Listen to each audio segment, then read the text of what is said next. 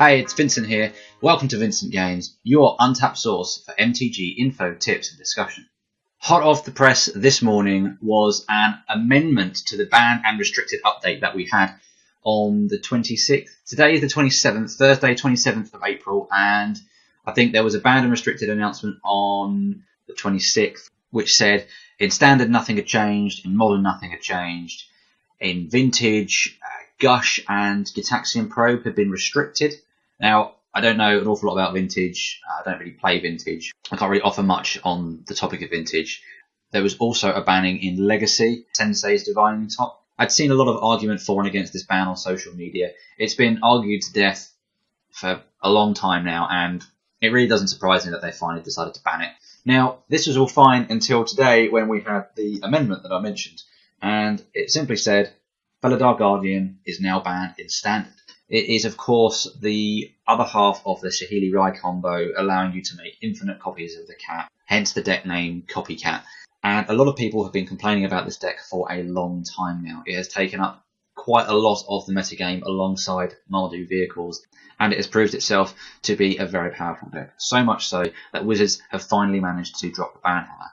Now, this is a decision that a lot of players are going to find quite upsetting. The recent bannings with Emrakul, Smuggler's Copter and Reflector Mage caused quite a bit of uproar in the MTG community, and I for one am happy about the Copycat card being banned, Felidar Guardian being banned. I think it is essentially good for the game at this moment in time. Now, I think that for a number of reasons.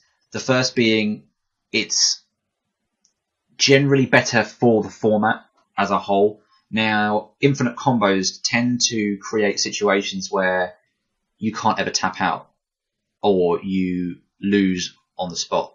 Now, you may not have had a way to actually interact with that, so your only option was to hope they don't have it. And that's not the greatest, but the fact is it doesn't create very good games. Now, you might not think that's a particularly bad thing, but the implications that this sort of interaction or non-interaction have had in the game have been such that a lot of creativity and different deck design has been stifled by this sort of combo that's in Standard right now. It means that if you don't have a way to interact specifically with those two cards, then you just lose the game, and you might have a very creative, a very good, a very powerful deck, any one of those things, that just gets crushed. The decks don't have a chance to really do anything against this combo, which is not good for the game. The other reason that I like this banning is that it keeps things exciting. Now, this might not be a very good reason to some of you, but it keeps the game fresh. It creates discussion about the game, and it gets people talking about Standard. And people might have been quite turned off to the current Standard meta, and now with this banning, it's going to generate a lot more interest about the game. Now, whether you like that as a thing or not, it's still very clever, very good PR from Wizards. And you might think, well, actually, I don't think that is very good PR. They've had to ban a card and they've caused a lot of upset for the players. But as the phrase goes, any publicity is good publicity. And I think as far as Wizards are concerned, if people are talking and generating excitement and hubbub about the game, then it's a bit of a win for them. And you can't really fault them for that in a way. Which brings me to my last point about why I'm happy about the ban, is because it does show that Wizards are aware of the impact that poor design can have, or just mistakes that they've made, and that they're not afraid to correct them, which is good. They're not just saying, well, we've created this thing and you just have to deal with that now. That's just how it is, and we don't care. We're just going to continue to do what we're going to do. And they're not being like that, which is good. I think that's a good thing. It's easy to forget that when Wizards are taking action, even if you don't like that action, it is because they think it's the right thing to do. And at the very least, even if you don't agree with them, you can take away from this that they are doing something to try and engage, communicate, understand the MTG community, and make decisions based on that, which is a good thing. It's good for the game, it's good for the players, it's good for everybody. No one wants a scenario where Wizards just appear to be this sort of entity sitting in an ivory tower and they're not really caring about what they're doing.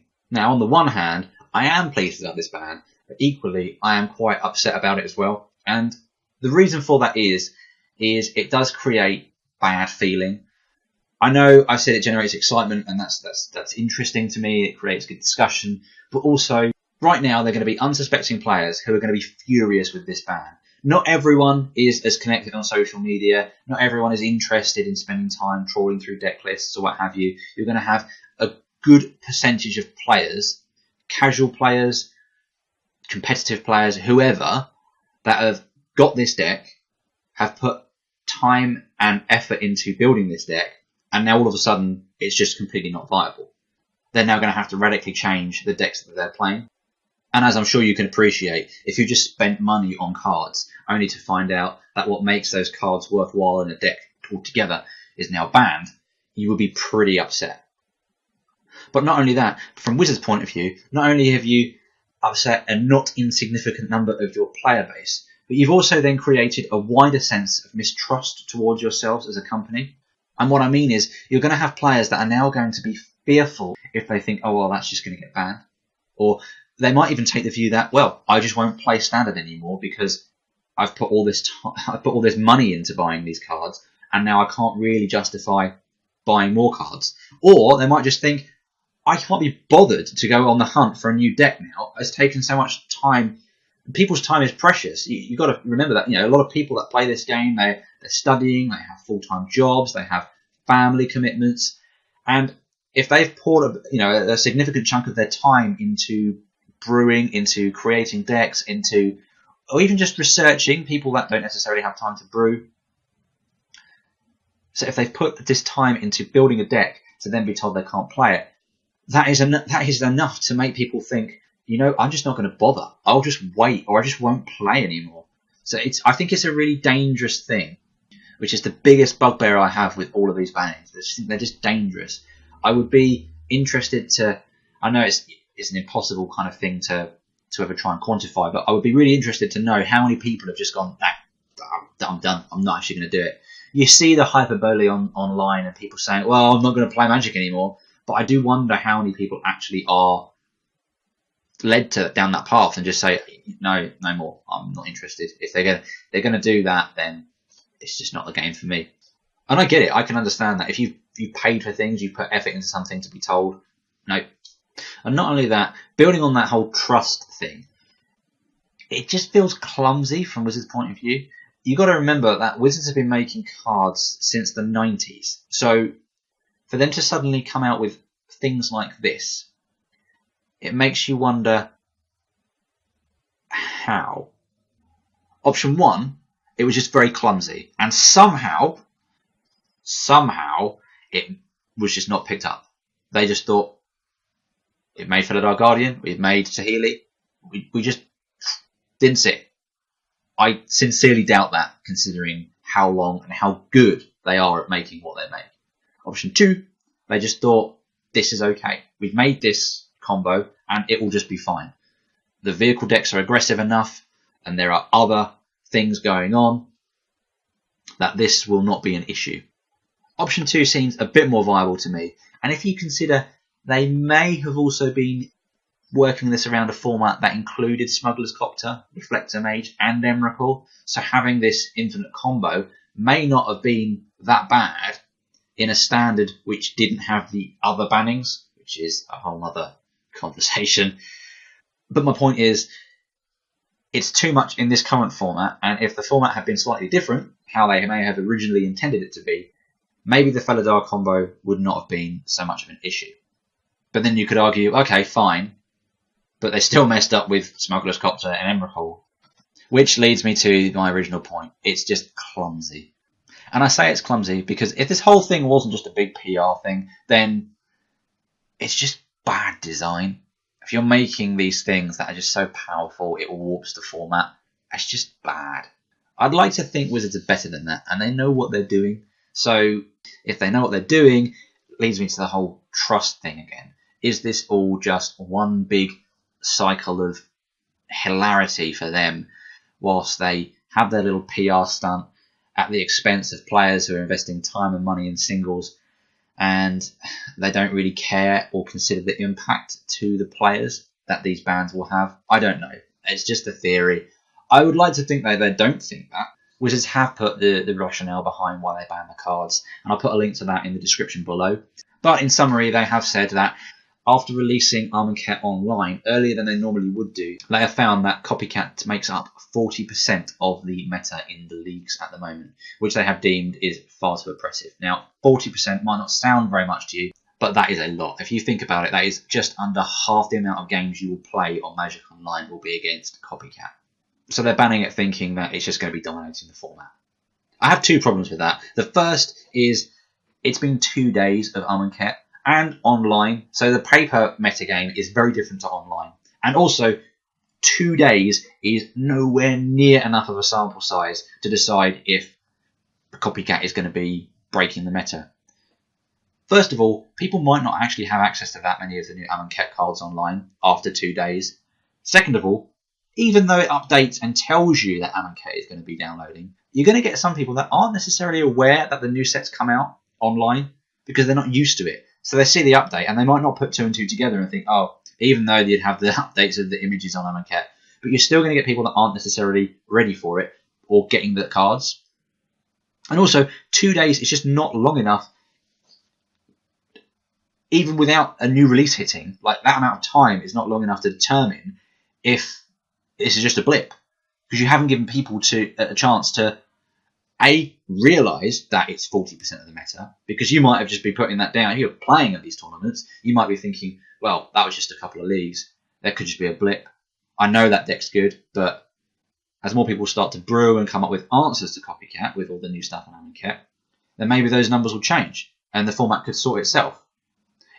Also, Copycat has been a problem for a little while. So to turn around and say, 2 days into Amonkhet, no, it's too powerful, seems a little bit late in their decision making. I mean, you could have had the rationale of Copycat being too powerful, too oppressive, too much of a presence in the meta ages ago, and it would have made much more sense than waiting 2 days to see, the impacts of a set. And bear in mind that a lot of people that play Magic don't play Magic online. So this decision has kind of been made without that. If you think about the competitive circuits in America, or even just people's local PPTQs, games days, things like that environment hasn't experienced this, and it might not have been a problem. It probably would have been a problem. But my point is, it hasn't even been exposed to it or tested with it. It had been prior to Amonkhet, of course.